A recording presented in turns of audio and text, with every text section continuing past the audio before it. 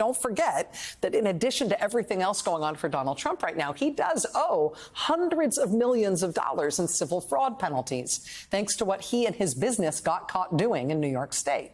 As he embarks on yet another presidential run, a third presidential run, with that personal financial disgrace and pressure looming over him, he has gravitated more than you might even expect, and more than he even has in the past, to very eccentric, very right-wing billionaires, both for financial support and, interestingly, to tell him what to do, which he has then done directly to now repeatedly embarrassing effect.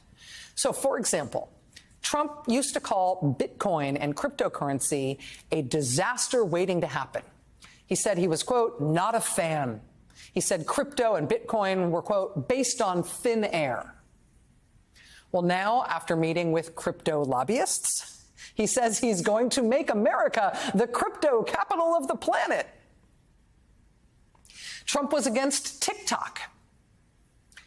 Trump was so against TikTok, he tried to ban it. Then he met with a billionaire who has a big stake in TikTok, and now he is a champion of TikTok. Trump promoted the right-wing boycott of Budweiser, right? Budweiser, oh, they're so left-wing, right? Which is insane in the first place. But that was a thing for the right, and Trump promoted those boycotts. Then an Anheuser-Busch lobbyist threw him a fundraiser, and Trump did a total 180. We should all be buying Budweiser now. Now it's electric vehicles. Trump has been railing against electric vehicles for years. And really intensely for months now. Remember, it was part of his weird, rambling, never-ending speech at the RNC that there's an electric vehicle mandate, which there isn't.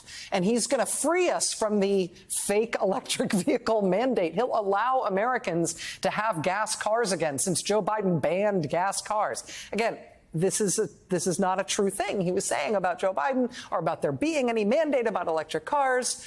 But he has been on this riff for months about how electric cars are terrible and he will free us from the tyranny of electric cars. Except now he's just realized that this might make for an awkward relationship with Elon Musk, who is occasionally the richest man in this country and who owns a large electric car company.